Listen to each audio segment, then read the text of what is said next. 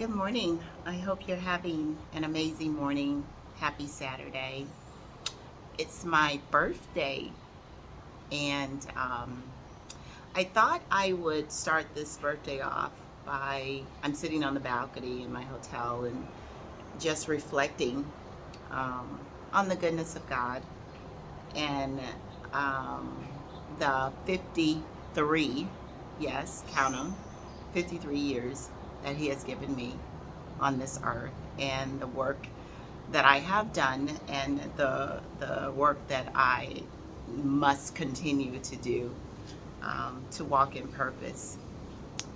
And I thought I'd start my birthday off today by giving a quick little story time, quick little testimony of God's goodness and grace. And sometimes as we get older, particularly women, we shy away from telling our age, um, for vanity's sake, you know. But there's one reason why I will never, ever, not tell my age, because I am giving God His props.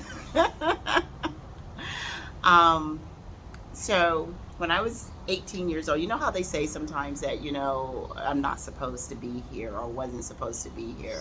And I don't necessarily say that because I think that what happened was God's divine will and purpose to reveal Himself to me so that I will know that there is a God, so that I will know my connection and my relationship with Him. But when I was 18 years old, I was sitting in the back of the church, my church, that I've always belonged to.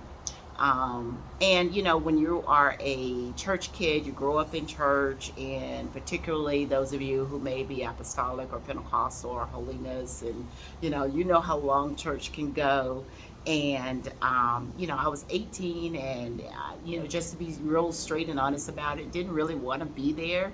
And my best friend and I, Tiffany, yep, I'm calling you out, homegirl. We were sitting in the back of the church, and we were just kind of talking back and forth, because we were kind of over the whole thing. It was time to go.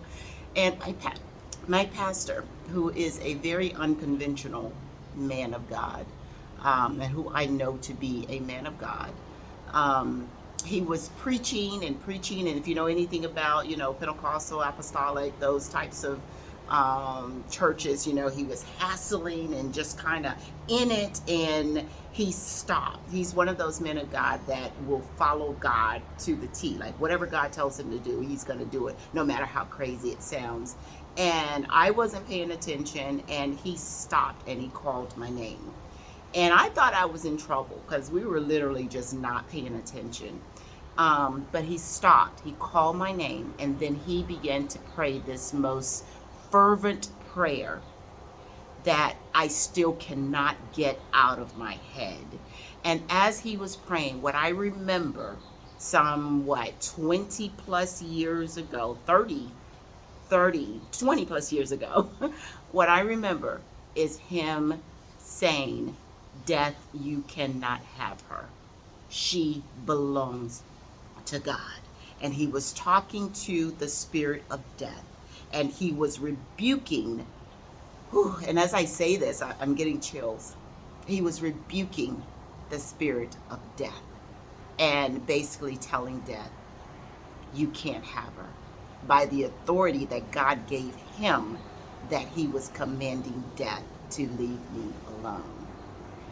Now, a week later, after, that kind of caught my attention. And of course, I started paying attention after that and was a little bit nervous, but I also knew I'd seen so many miracles done by this man of God. And I knew that God was real, but not in that real sense to me.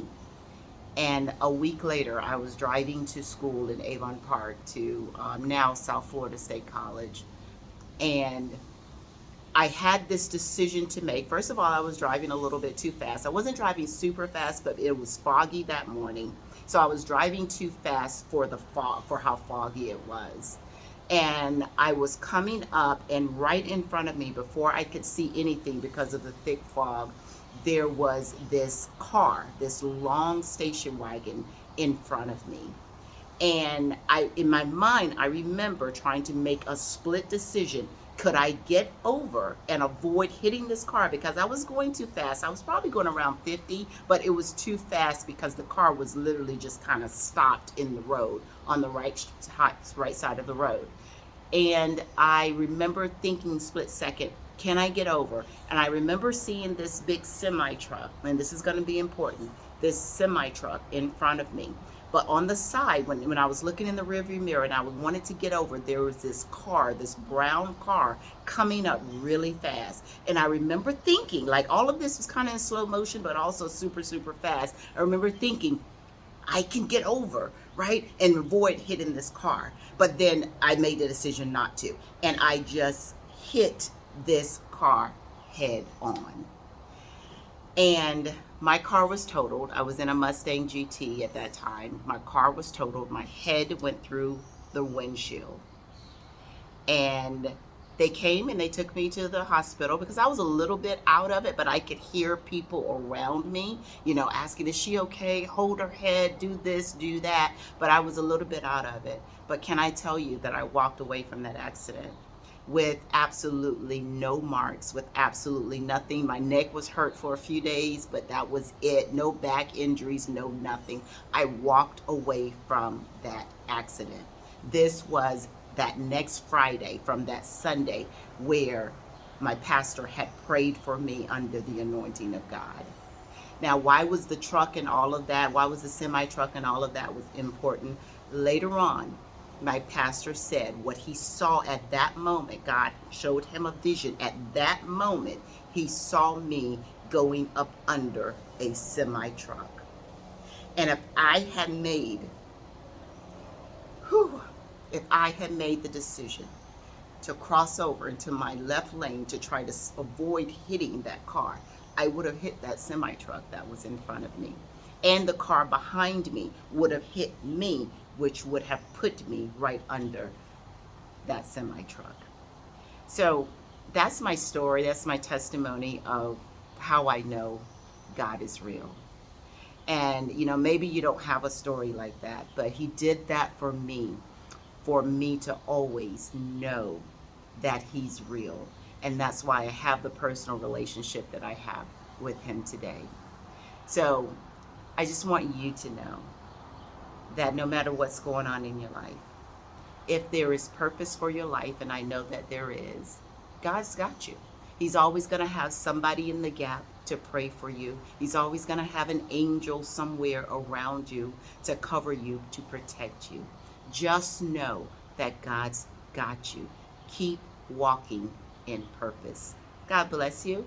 And don't forget to say happy birthday to me.